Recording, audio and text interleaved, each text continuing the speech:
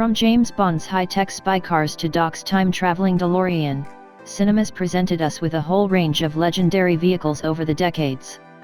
At their best, these cars become stars in their own right, sometimes stealing scenes away from the actual actors.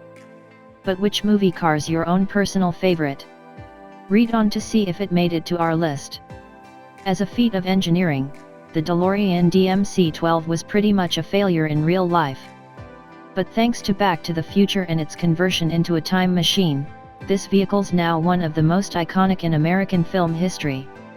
It was the only car ever produced by the DeLorean Motor Company, before the business went under in 1982. Indiana Jones and his father speeding off in the 1934 Citroën 11 Leger Cabriolet in The Last Crusade is an iconic image, made all the more memorable by the aircraft in hot pursuit. But in reality, the vehicle was actually a mid-1950s model. The filmmakers gave it a makeover for the film, though, which is why it seems so authentic. James Bond's driven so many classic vehicles, but arguably the most legendary is the Aston Martin DB5 from Goldfinger.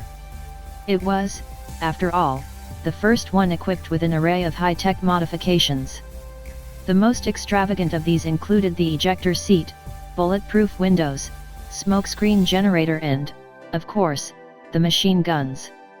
While it isn't the fanciest, Baby Driver's Subaru Impreza WRX is still worthy of a mention. It plays a huge part in the movie, after all, which sees a getaway specialist speeding around to a brilliant pop soundtrack. The film only came out in 2017, but the Impreza's arguably already an iconic movie car. When filmmakers were looking for the right vehicle to transport Harry and Lloyd around in Dumb and Dumber, they decided to use the 1984 Ford Econoline.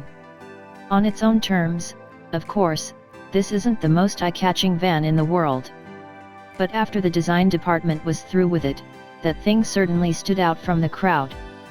Quite a lot of The Graduate is still memorable today, such as the famous line "Mrs. Robinson, you're trying to seduce me," and Simon and Garfunkel's songs. On top of all that, though, the Alfa Romeo 1600 Duetto Spider's inextricably tied to the movie. If only we could still get our hands on one. Alas, no new vehicles have been made for the past 25 years. Mention the 1969 classic The Italian Job, and the image of 3 Mini Coopers racing through Turin's bound to pop into your head. The little cars emerged from that movie as mechanical legends, but in real life they didn't have a happy ending. Apparently, they were wrecked during the shoot. It probably isn't surprising, but sales of the Pontiac Trans Am apparently went through the roof after Smokey and the Bandit came out. Between 1977 and 1978, around 30,000 more vehicles than the year before were sold. And the next 12 months saw an extra 24,000 bought. The film was quite the advertisement, then. When The Fast and the Furious was first released 2 decades ago, nobody could have predicted just how many sequels would eventually follow. But with the incredible number of iconic cars speeding through that first movie, audiences flocked to the screen and a franchise was born. Of all those vehicles in the initial installment, though, it's arguably the Toyota Supra that sticks out most. If you were around the mid-1990s, then there's a good chance you were in your local theater to watch Will Smith and Martin Lawrence star in Bad Boys. And amid all the explosions and gunshots, you were probably dazzled by some of the cars that sped across the screen as well. It's certainly hard to beat the Porsche 911 Turbo 3.6 driven by Smith's character Lowry. In his classic novel Fear and Loathing in Las Vegas, Hunter S. Thompson describes a huge red Chevy convertible that he calls the Great Red Shark. Many years after the book's publication, some pals actually bought the writer a Chevrolet Caprice convertible in cherry red. And it was this vehicle that was driven in the 1998 movie adaptation of his book. The Ford Deluxe goes through quite a few phases during Grease.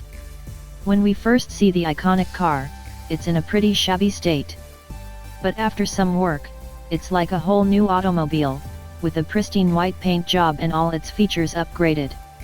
And, of course, there's also the red fantasy version that shows up during the Grease Lightning song. Chevy Chase might be billed as the star of National Lampoon's Vacation, but the Wagon Queen family truckster is a close second. This green and brown Ford Ltd Country Squire obviously plays a huge part in the movie, getting into all sorts of scrapes. 5 such cars were apparently created for the film, with different vehicles used depending on the scene being shot. Throughout the 95-minute runtime of the 1981 classic The Cannonball Run, plenty of incredible cars drive across the screen. But if you had to pick just one to drive, what would it be? The Lamborghini Countach LP 400s would surely have to be near the top of the list, right? Remember the gold Porsche 928 that Tom Cruise drove around in Risky Business? Well, it turns out that there were 3 of these on the set during filming. And rumor has it that Cruise was actually taught how to drive stick in these very vehicles. As if they weren't cool enough already. The pursuit special car that we see Mel Gibson driving around in Mad Max was actually a Ford Falcon. If you're not familiar with this car, there's a reason. The Falcon was produced in Australia, but not in the US. And on top of that, the one that shows up in the film was, of course, heavily refitted. In 2007's Transformers, we first see Bumblebee in the form of a second-generation Chevy Camaro.